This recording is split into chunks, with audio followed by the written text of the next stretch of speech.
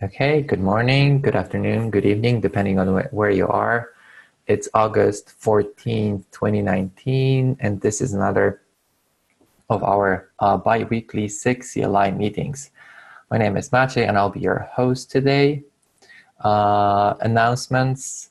I want to thank Phil and Sean for filling in the past month when I was gone. They did an awesome job. I see both recordings online. I see agenda updated. I haven't got through all of that yet. It's still a second week since I returned. So it'll take me some time to catch up with everything that's going on. But still, thank you very much. Phil or Sean, do you want to add some other announcements that I might probably miss? Maybe the code freeze date, if I remember correctly, that's close towards the end of August. Yep. I don't want to lie because I don't That's know. Thursday, the 27th is code freeze. So we've got, about a week and a half, a little bit close to 2 weeks until code freeze. And then just one other quick note, for the last couple meetings, we've been mentioning, even though it's a long way away, KubeCon in San Diego. We're hoping to have a face-to-face and actually put some faces to names and get the SIG CLI community together there. And that is November 18th through the 21st in San Diego.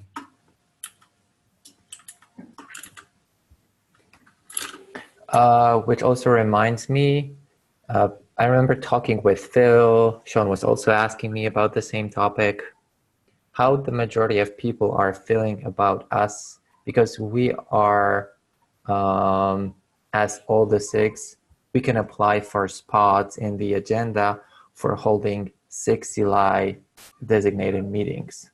We have basically two options, which is what we were doing up till now, having two meetings where one is devoted to introductions and the other one is devoted to deep dives for SIG CLI. But actually, Phil and I, we discussed this last time in Copenhagen, and we would like to give it a try to a different approach this time. So instead of having two smaller meetings, we would prefer having one combined longer meeting, which will allow us to discuss more in depth about the directions, maybe holding some kind of a panel discussions, Q&A with people attending that are interested in contributing or the changes that are happening in SIG CLI. So I'm more asking about your input, what you think about the proposed approach.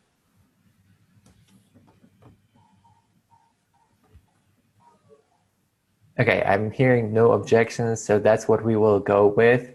We will apply for the big spot during KubeCon, and hope to see all of you there, and we'll get to know each other and talk through some SIG CLI issues, and then meet after a different meet on with some beverages in our hands. Okay, I will add that like I said before, I'm kind of new I was gone for over a month, so I don't know what's the test grid at this point in time and what is the test coverage. So I'll let Sean give an update, or he will know best who was the person looking after CI in the past 2 weeks. The test grid has issues with GKE specific tests. Most of the tests are green. Some of the GKE Google specific tests trying to bring up the clusters it had is actually having problems just for Google, and I'm looking into that. So we had solved one specific Google one Google specific problem, and then we uncovered another. So I'll take that on as an action item to get that back to green. Okay, thanks for the update. A quick reminder, we have I can't remember whether this. We have not updated list of, if you want to sign up and be our SIG CLI on call, feel free to add your name for the next period. I'm guessing that Sean will be the one that I'll put in there for the past time, and hopefully for the next week, I promise I'm gonna take that one over after our next call. Okay, let's jump to the main part of the call. In that case, Patrick Lung, you're here, Patrick? Yes, thank you. Okay, take it over. All right, so I'm part of SIG Windows, and one of the efforts that we've been doing, in addition to just testing Windows, is making sure that as many test cases as we can that are in conformance today are written in a way that's operating system agnostic. And so some examples of that, if we're trying to test a Kubernetes behavior, that's something like, creating a valid pod spec, scheduling it, and then verify that it's running. One of the things that we're trying to do in the rest of the test cases is make sure that we're running a multi-arc image, so that way that same test could automatically pass on Linux, Windows, ARM64, AMD 64, et cetera. And that's an effort that we've been driving through the conformance working group. The other thing that the conformance working group has been trying to do is actually collapse the number of images required to run a test pass. At one point, they were up close to, I think, around 30 different images and several gigabytes of test content. And a lot of those images were only used once. And basically the content of what's running in that container doesn't really change the way Kubernetes runs. And so they've been trying to narrow that down so that it takes less download time and it's more achievable for somebody to be able to run this offline by pointing to their own registry. So that's just kind of a bit of background on this. This particular test case that I'm looking for assistance on is labeled SIG CLI, and it says guestbook application should create and stop a working application. When I went and dug into this, I think the reason this says SIG CLI is because rather than calling the Kubernetes API directly to create deployment objects, it's passing a YAML file over to, or rather, looks like 4 or 5 YAML files over to kubectl create. And where this is a problem is one of those YAML files is running Redis, and Redis is something that's not supported on Windows. And so what I'm trying to understand is whether or not this test case is something that is owned by SIG CLI and is intended to test the kubectl behavior, or whether this is a test that some people are looking at as like kind of like a broader scenario test. And why that's relevant is if we want to change this so that way it works regardless of OS and architecture, I need to understand who can review it in addition to the conformance working group. Because the conformance working group generally looks at the owning SIG to do the first review on it, and then they look at it just to make sure that the conformance test case, as documented in prose English, doesn't change versus the code. I'm just looking into the code to answer your question, but from a quick look, and especially that it lives inside of kubectl, kubectl.go, all the signs are pointing me that this is our as in SIG CLI own tests, which basically means we are free to change it. Okay. That means basically picking something other than Redis. Honestly, I don't see any objections. For this, Is that testing like something that's in our examples or something like that, or is it just for CLI tests? yeah, Yeah, so the, that's basically what I'm looking at. It just creates a bunch of uh, manifests for the Gasbook application, which includes Redis, services, a front-end service, deployment, several deployments for master and slave. So as long as you can replace that thing with something of similar complexity, I'm not opposed to, and you can just ping me and I'll be more than happy to review it. Like as long as it'll be testing the same functionality, I don't care whether it's running Redis or MySQL or MS SQL or completely something else. yeah, and what I'm proposing is no database at all here because there are other test cases out there that test things like services and load balancers. And so if the goal is to test the kube control behavior, I'd rather try to narrow this down and focus so that it runs faster and is easier to maintain rather than it depending on, 5 different deployments. Yeah, to that point, Patrick, just a tiny bit of history. Like, there's a lot of the kube control tests are also EDE tests, and were put in, years back when we just wanted coverage to make sure the whole system kind of worked together. And for the past year, I think we've been talking about and recognized, I think what you're saying, which is if you want to test the CLI, if you're running a test to test the CLI code, Yeah, you basically need to send that it's sending the right responses to the API server and parsing the responses appropriately, right? yeah, And it'd be much more desirable for us to, have a test that could run in minutes rather than hours as part of an EDE suite or something like that, and could just be run locally on every desktop.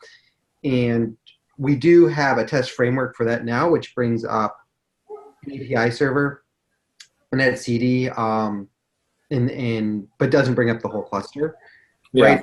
So we can just poke data in there, and Sean's been looking at that. And as part of the work to move kube control out of Kubernetes, the hope is that when it's in its own repo, we will, like, the majority of the tests will be of that form. Okay. And I think that's absolutely the right thing to do to increase coverage of kube control itself, especially as you're adding new features.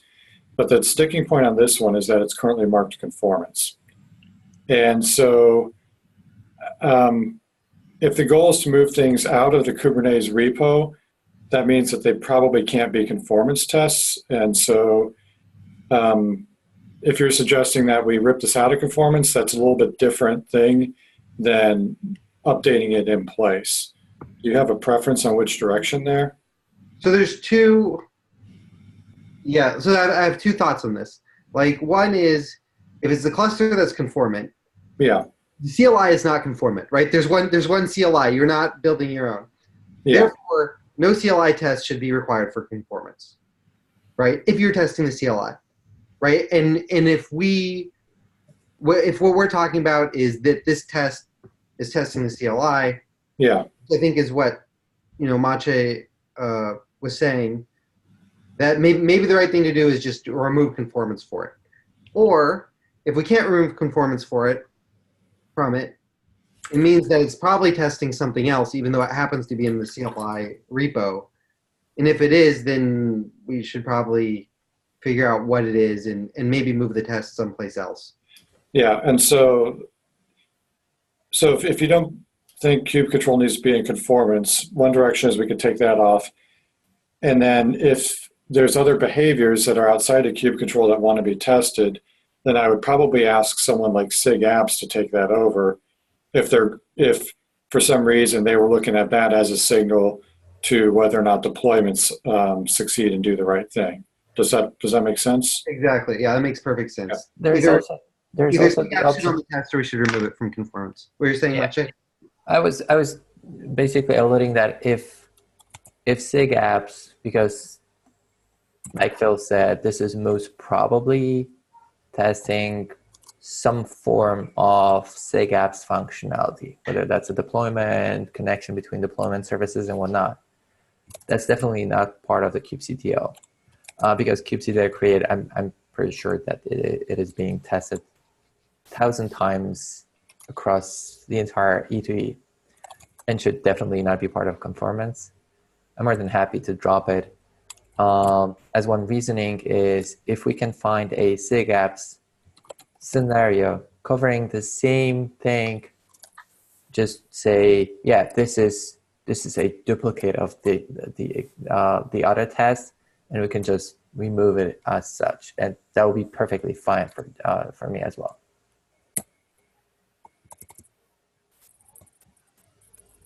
Yeah, and it's likely even that this test has now been, like, we don't delete tests, right? Yeah. So like it's very likely that this test is now covered through something else, and we just didn't feel like deleting it. I mean, I looked into it. All the test does, it just creates the components from the guestbook. There are like 5 or 6 of those, and then it is validating whether the app is running. It doesn't look either at the topology of the application or anything like that. Even if it would, it's not related with kubectl. The kubectl part is create those manifests and verify the app is running. And if that's the case, there's like gazillions of other tests that are doing the exact same thing. We most probably don't need that one. So I think you have an answer there. Well, so when you say there's a lot of other tests using kube control, you're referring to wherever those other test cases exist. Oh, basically kubectl is being used in every other test if you go through our E2Es. So in majority of cases, people rarely are talking with the API directly, but I rather prefer putting a test file manifest somewhere in the test data, and then invoking kubectl create. So how would those test cases be tagged? Are those SIG-CLI and then tagged E2E? No, there are. I think the majority of the SIG CLI related tests, I had an internal discussion about the same problem. The majority of the kubectl test itself live in that gigantic kubectl.go file. Most of them is, in majority of cases, will be duplicated across the entire other test frameworks. And like Phil said earlier, the majority of E2Es that we have currently for kubectl is an overkill for what we actually do, because in the majority of cases, we just verify whether a resource was created. And for that, we don't need a full-blown cluster like the E2E is using. We'll be just fine with a simplistic cluster that it has just API server running, where we only care about, oh yeah, the pod was created, that's or the resource was created, and the validation succeeded and whatnot. Okay. In those rare cases, like port forward, we actually need the pod running inside of the cluster. Those should be E2Es always, because you literally have to have the application running on the other hand on the cluster. Yeah. To be able to invoke the kubectl port forward and verify whether the port forward actually succeeded on your local environment. And this, along with stuff like kubectl copy or kubectl exec, or basically anyone that is actually interacting with a running container, these has to be E2Es always, no matter what. All the rest, most probably we could safely remove from E2Es, since, like it's the CLI is and should not be part of the conformance. Although unless they have no idea how to remove a test from conformance. Okay, sounds good.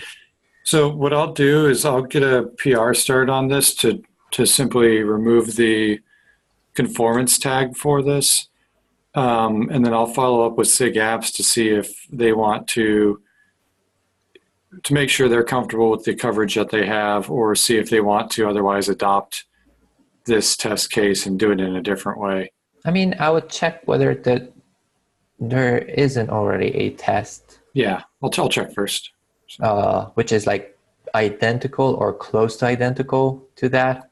And if that's the case, then, instead of just dropping the conformance, I would do both, dropping the conformance and the test itself, stating clearly, this is a clear duplicate of the other one, and eventually bumping the other one to a conformance level.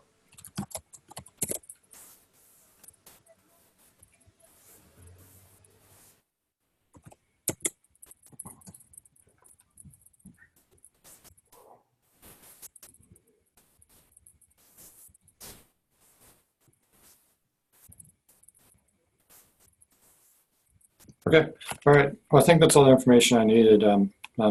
Thanks for the time here, and I'll be looking forward to getting this stuff going a little bit cleaner. So, cool. Thanks. Thank you.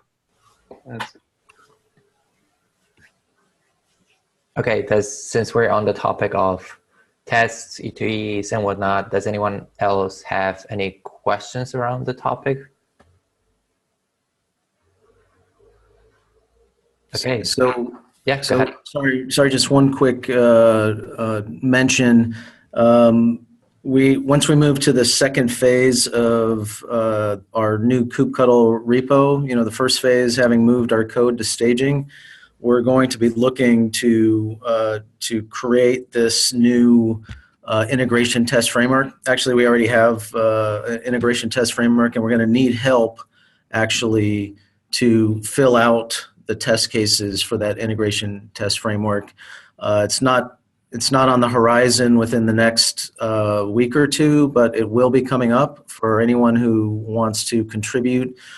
This will be a very impactful contribution and allow us to fully move in the second stage the code out of staging and exclusively into our new repo. Definitely Solly and myself will be able to devote a little bit of time to help move the that phase forward. Now that I'm back, I need to just put all the pieces in place and slowly get back to an actual work. Got it. Yeah.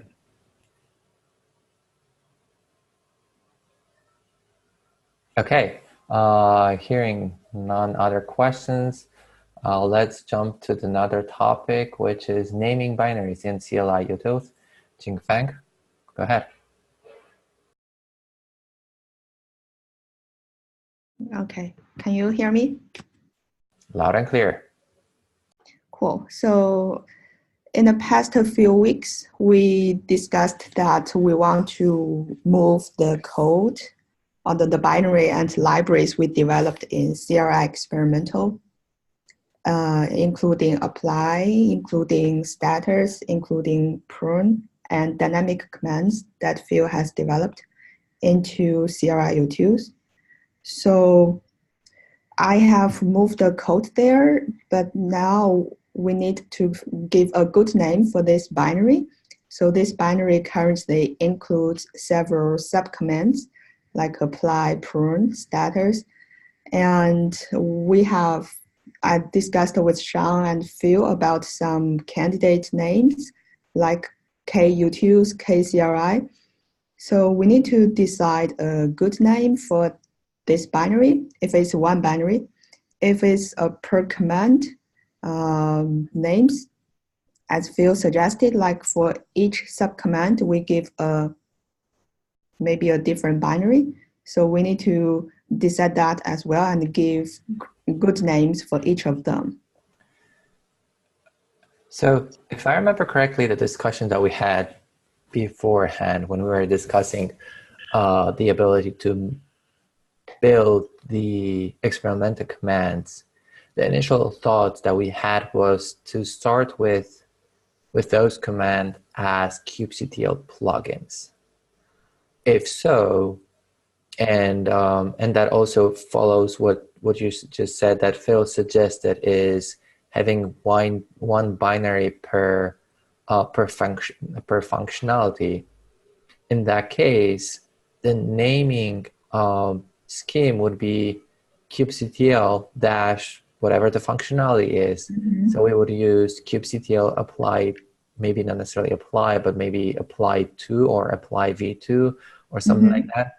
But with kubectl dash as a prefix, then each and every single kubectl user can grab those experimental commands and use them locally as a plugin, and test and report back to us the experimental commands. Even more, I think we would have to figure out with Cornelius and Ahmed how we could publish the experimental commands as part of the crew index, so that people that will be using the kubectl plugins search functionality from crew will be able to find the experimental commands that we provide, but with a clear information that this is an experimental command. But at the same time, both of these will expose the experimental commands to a wider audience. Not sure how others are feeling about it. I think So, go ahead. some of the commands we should probably partition, like what are really are experimental versus what are just more mature versions actually of commands we already have. Like the intent with the apply command, I think, is actually to be a more focused, mature version of apply, where it has like declarative deletion, for instance, where you can annotate a resource to be deleted, and so now it actually has a much more mature way of managing deletion of resources. And status similarly is a more mature version. The new apply also includes a status subcommand, so it can get the status of the applied resources. But so there's like two connotations of experimental. Like these things have less mileage on them, right? And some of the ideas are newer. So in that sense, we do want the feedback, and they're more experimental from the perspective of they've been used less, and some of the ideas we need to get feedback on. But they aren't experimental in the sense that we are planning on abandoning them or something like that, without wrapping them into the main commands. Then the dynamic commands actually are relatively experimental in that we don't know where, if it's the right approach or if we're going to change it. It's much more alpha. One thing, I remember the apply plugin conversation. I think that makes sense. Two things. One is, are plugins working on Windows now? I remember that was a problem. I honestly have no idea. Okay. I don't think they are. Okay. Like, we should probably have a follow-up conversation on what Windows support, maintenance for plugins are in that piece. The other thing is, if there's going to be a number of subcommands here, status, apply, pruning, some of these sorts of things. I know distributing, when I've talked with folks in the past, like the major problem with distributing these things as individual binaries is you get explosion of size and storage, right? Because you're downloading just the same statically compiled libraries over and over again. So we can do what Go does, or not Go, Git does, which is compile them into one binary, and then do symbolic links to the same binary, and then when the binary is executed, route based on the name of how it was executed. Yeah, I don't know. Like, and do we want like, so one option is distribute them as kubectl plugins, distribute them, and also distribute them not as kubectl plugins, and just have another name that they reside under.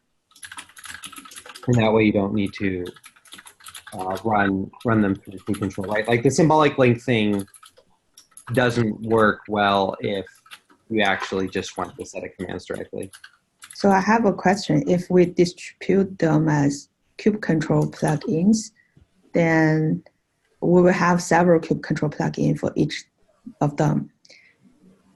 Then if someone wants to use those, like use them as containers, do we need to provide them several containers, or just provide one container containing multiple plugins? Well, do we want to actually provide containers with those? Yeah, I mean, we do, like a big ask has been for like CI/CD systems. Like the GitOps workflow is going to essentially require a container.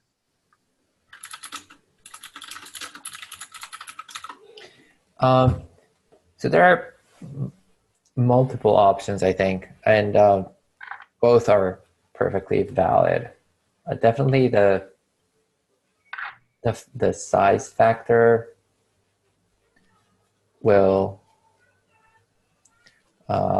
play some role. I'm not saying the major role because it's not that disks are super expensive, but it might be some role. It might play some role.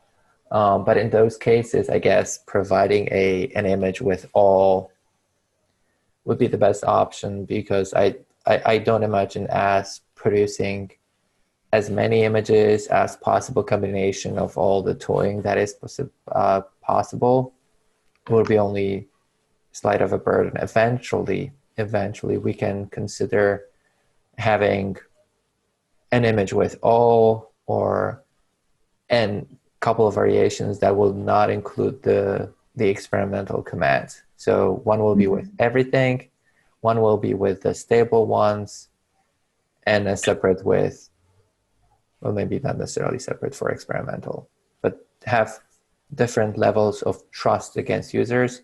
So if I don't trust my users, I only allow them to run stable. If I trust my users, they can use both stable and experimental. So that's one thing. The reason that I would also go, because one does not oppose the other one. The publishing as kubectl plugins will definitely provide us a little bit more visibility if we have a lot of crew users.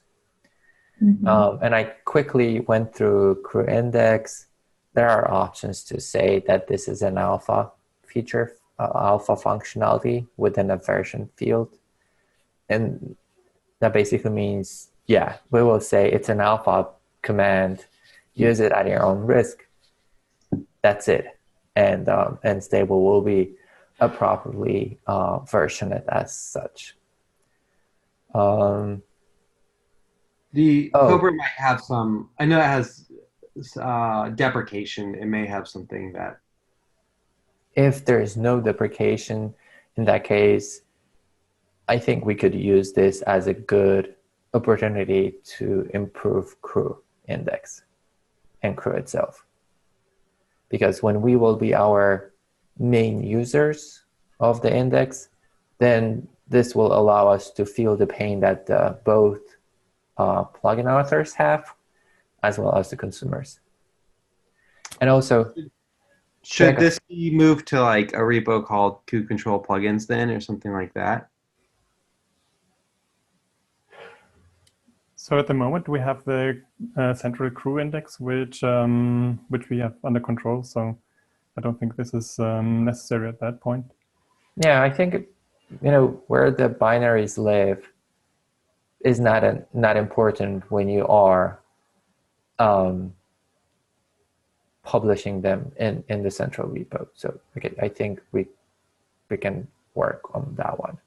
Also, to answer your question, and doubt, I remember the problem with Windows plugins was for customize and for the additional generators, because in that mechanism we were using Go plugin mechanism. For the regular kubectl plugins, we are always searching binaries with a specific prefix inside of user path. So that will work both on Windows and Linux and Mac and basically everywhere else. The problem with Windows plugins the problem with plugins on Windows is that they do an exec which replaces the process, which Windows doesn't support. Windows only supports forking. So the Go library we're calling compiles for Windows because there happens to be a stub for it, but it just panics. Right. It's unfortunate. I kind of wish it didn't compile. But because Customize changed its plugin mechanism to be executable based, it doesn't actually have this problem. I recall the discussion. It supports both Go plugin based and executable based. Yeah, right. So I remember the APR where someone was changing how we invoke the plugins. But my review on the PR was that I want to maintain the functionality of replacing a process, at least in Linux or Unixy systems. Yes. And only do the alternate approach on Windows. Unfortunately, I have not returned to the PR that was doing this. I'll try to find it up and see whether it was updated or sync with the other. If not, I'll resubmit the PR with the alternative method for running those on Windows only. Because it is definitely worth fixing. Yes, I agree.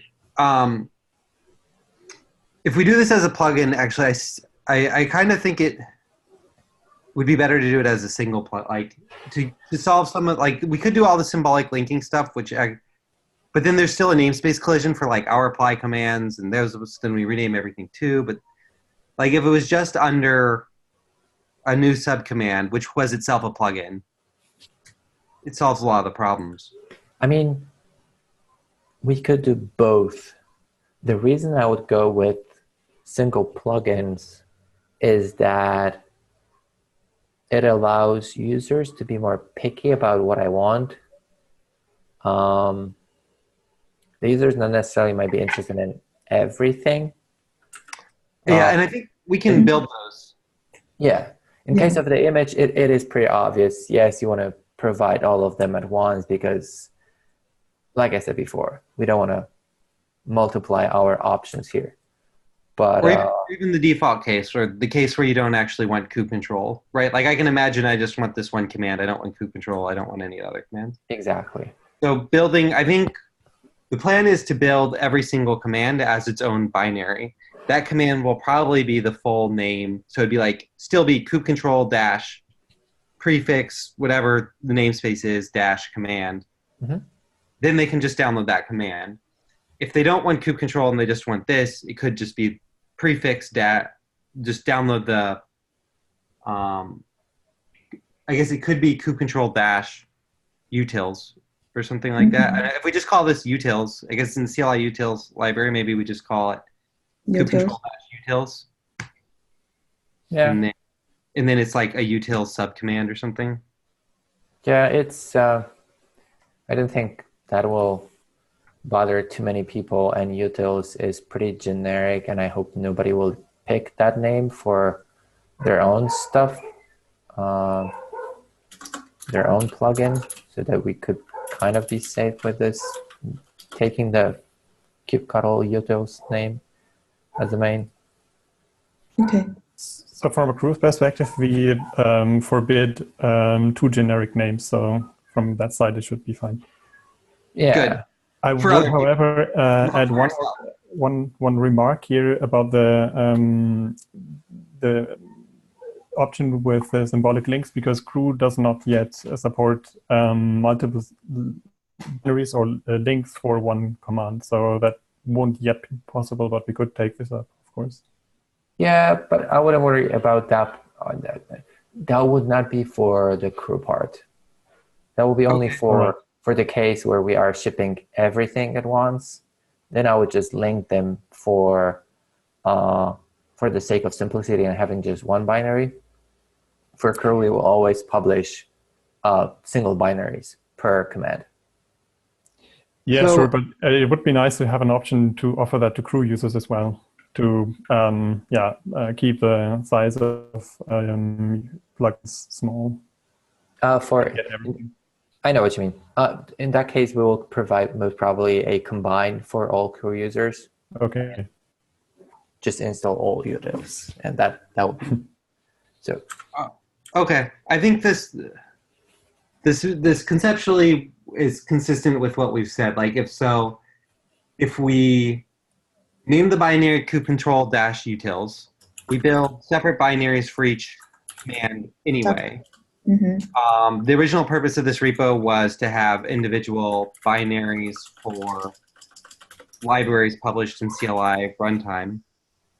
So that's consistent. We still get that. We get the individual binaries thing. We distribute this as a crew plugin for kubectl. We also distribute it as its own binary if you just want that. Right? If you just effectively want apply and status. You can use those binaries. And then I think we should disable some of the stuff like the dynamic commands and maybe keep those in experimental or something like that. Yeah, but that would be solved with, well, we would not ship one, but 2 maybe images, one with everything and one with just the stable bits. Yeah, and maybe that's it, right? And you can actually do that. We can ship the same binary. Actually, we can just have a build time flag which enables that code path or not as well. Like the same way we inject the version info into the binary when we build it, we could selectively. It's like feature gating, right? Mm-hmm. Like feature gating for binaries. Yeah, exactly. Cool. All right. So we'll just follow up with renaming that. That'll be great. Perfect. Thank you. Awesome. Does anyone have any questions, comments with regards to this topic? Okay, hearing none, let's jump over to the stand-ups. I've seen people added some notes.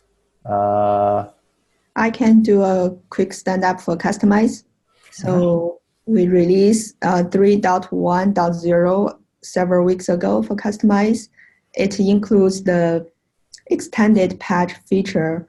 With one patch, you can modify multiple objects. So that one was included. And it received very good feedback after people start to use it. And in the past 2 weeks, we don't have much updates for customize, but in the coming release, probably this month, the inline patch will be included. So I have implemented that, but it's only on HAT, but not released yet. Okay, I definitely want to hear from Sean with regards to kubectl independence. Sean had another meeting. Oh, okay. He left. I got to run too to catch a bus. Okay. Crew is saying that they didn't have much due to the holiday season. I think that applies to majority of people. Kui is saying that they are improving stability and test coverage and reach 500 starts. Definitely congrats, big congrats on that milestone. Okay, I think that's pretty much all for today. Thank you very much for your participation in today's discussions, and see you in 2 weeks. Thank you. Bye. See you. Bye.